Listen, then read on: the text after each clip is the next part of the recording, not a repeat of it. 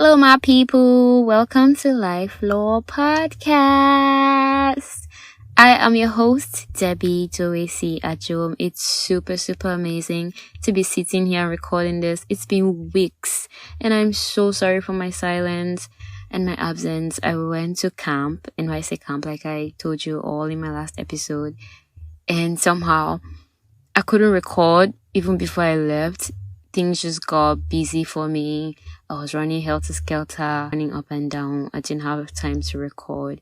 And I'm so sorry, but I'm back now. And I have gists.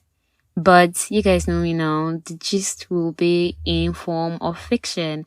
So this is going to be the last story for the collection Villains Highway. So in the next episode, 2 weeks from now, I am going to unveil another short story collection, hopefully the last for the year, and it's going to be all about my experience at NYC camp. So look forward to it because it's going to be a banger. Do not forget that this is a work of fiction. Names, characters, places, incidents are a product of my imagination and I use fictitiously. Any resemblance to actual persons, living or dead, business establishments, or events is entirely coincidental. So for today's episode, the title of our story, final story, for the short story collection Villains Highway is For Sale.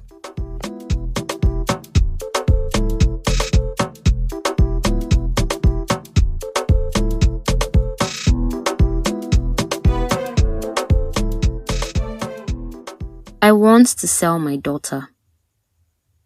You must be appalled by this statement, but it's the absolute truth. I don't want a child. I'm only 17 for God's sake. I've got my whole life ahead of me, and I don't want a child depriving me of anything. Nursing a child at my age is like self-imprisonment. It's like consciously choosing to be shackled to motherhood for Lord knows how long. I'm not an introvert. Even introverts don't stay indoors happily nursing an endlessly wailing toddler. Look, I gave birth to my daughter. I carried her pregnancy for 10 God-forsaken months.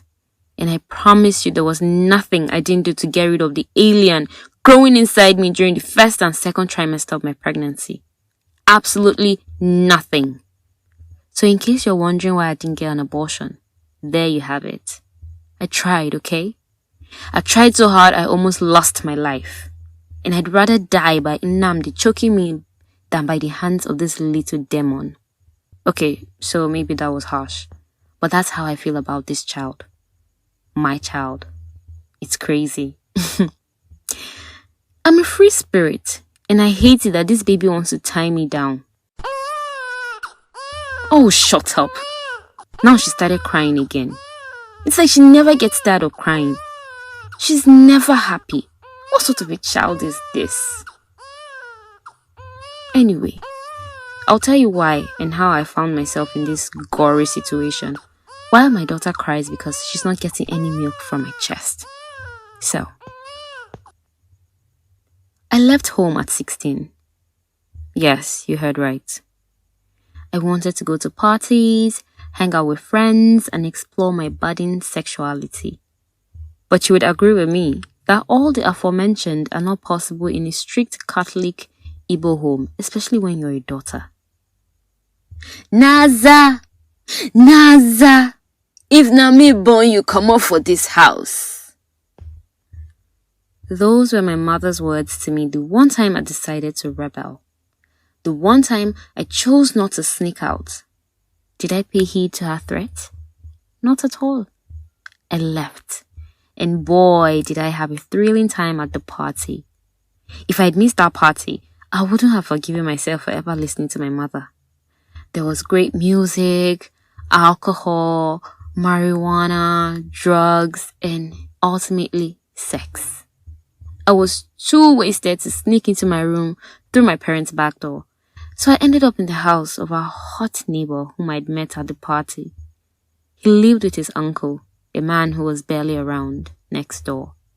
He was older than me by a few years, and in uni, I was in my first year of senior school.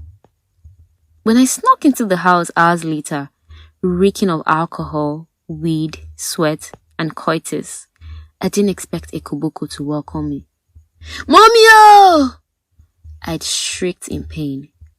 I hated that it was my mother I always ran to whenever my father flogged me, the one I always called on. You think you can disobey your mother and get away with it, eh, Chinaza? My father is the only one who calls me by my full name. The rest of my family just call me Naza for short. You insolent child! The whips kept coming while he verbally abused me. Not under my roof, you hear me? Not under my roof! Mommy, Chimo, Dadindo! I cried. My siblings, Nenye and Chiboy, joined me in crying and pleading. And so it went that I was flogged mercilessly whenever I snuck out, till I grew numb to the pain. Sneaking back in was no longer possible. My absence was glaring, like an empty bed in the middle of the night. I always wished I was in a boarding school, so it would be easier to have fun without my parents' eagle eyes on me. One day, as my father flogged and abused me, he made a statement that I held on to for dear life. He said, "If you want to be independent, then leave my house." And so I left. I put up with a few friends when I left home with just a little bag of clothes, mostly older friends who were living on their own. It was mad fun, just having to wing life as it came. I felt free, unburdened, independent. I spent some nights with our hot neighbor too, but always left before dawn, lest my family catch sight of me. It was during this period that I met Nnamdi. He was my knight in shining armor, literally. Nnamdi didn't care that I was a homeless 16-year-old girl. He didn't care that my parents had abandoned me. He loved me and took care of me. So I moved in with him. Everything I'd learned from my hot neighbor and every other one-night stand I'd had prior to Nnamdi was utter rubbish. Nnamdi taught me the art of intimacy, and in a short time, my sexual prowess became a new means of survival. I've always believed that Nnamdi got me pregnant, but there were so many people in between. Guys I shagged just for the money, others for the fun of it, and some that I'd be too high or drunk to remember after the previous night's event.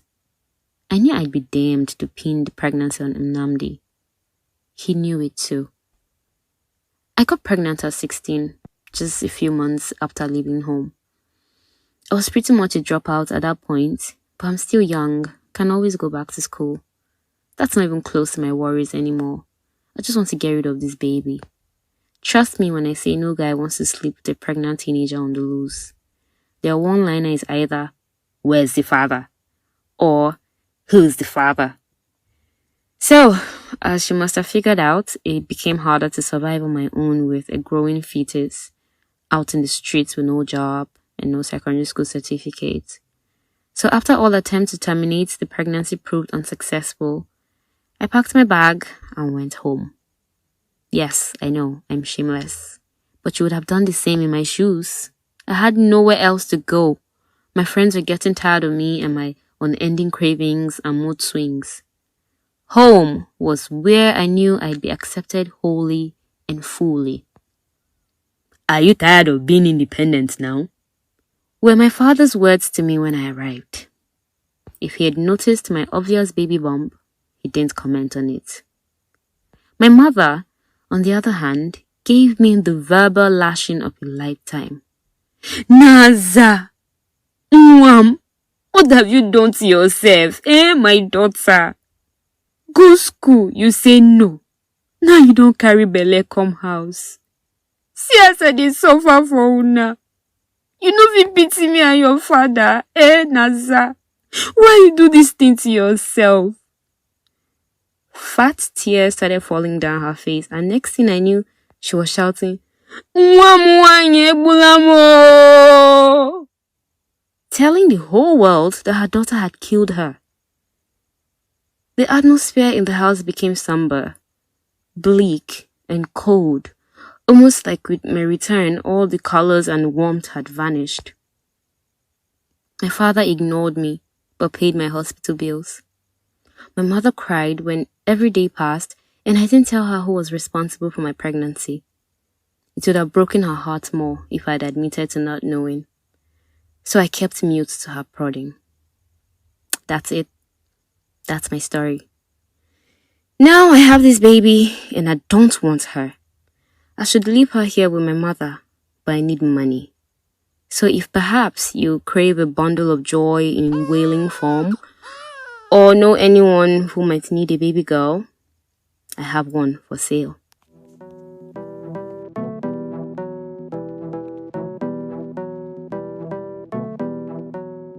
Thank you so much for making it this far. You have come to the end of episode 10 of Villains Highway. Thank you so much for sticking with me, guys, for staying here even through my absence and my silence, and for always making time to always tune in and listen to my stories. I appreciate you. Let me know what your thoughts are about this episode in the comment section. Please share this episode to 1 or 2 people, 3, 4, 10, 100, 1,000, a million that you know would enjoy this as well. I love you all, and I'll be back in a fortnight. So do take care. Bye.